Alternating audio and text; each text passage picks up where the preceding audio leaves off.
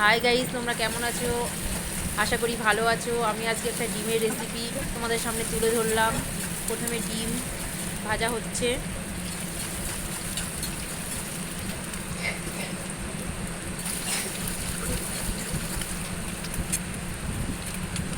কিছুক্ষণ পরে তুলে নিচ্ছি ডিমটাকে। এরপরে আলু দেবো। যদি কিছু ভুল হয়ে থাকে কমেন্টে আমাকে জানাবা।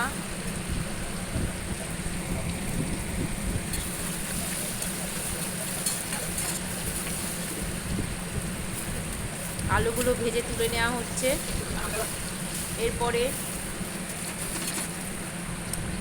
একটা এলাচ, দারচিনি, লবঙ্গ, পেঁয়াজ দুটো কেটে দেওয়া হলো।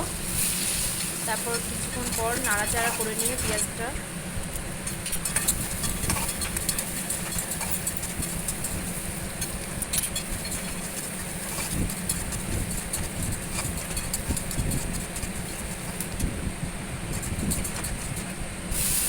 মশলাটা দিয়ে দেওয়া হলো। আমি কিন্তু একটা একটা করে দিই না, আমি সবগুলোই একসাথে দিয়ে দিলাম। দিয়ে মশলাটা ভালো করে কষিয়ে নিয়ে গায়ে লেগে থাকা জলটা দিয়ে ভালো করে কষাবো। তারপরে যে তেলটা ছেড়ে যাবে তখন ওই মিট মশলা দেওয়া হলো।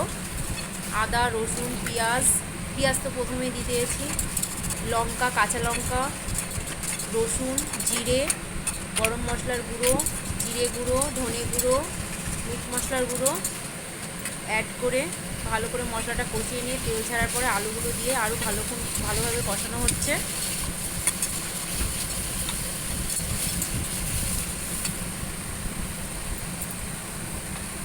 কষিয়ে নেওয়ার পরে জল দিয়ে এগিয়ে নেওয়া হলো, নাড়াচাড়া করা হচ্ছে।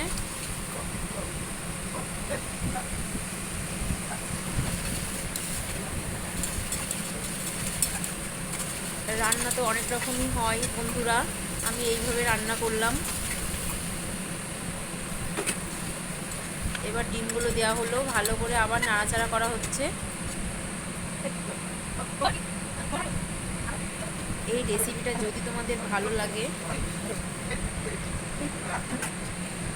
জল দেওয়া হলো।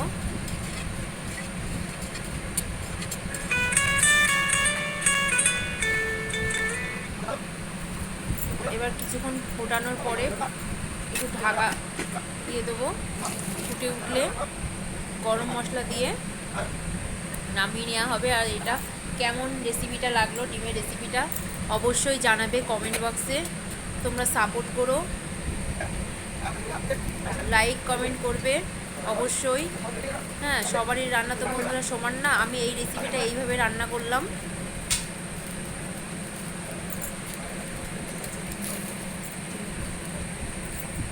রেসিপিটা পাতলার ওপর কিন্তু হালকা তেল তেল তেল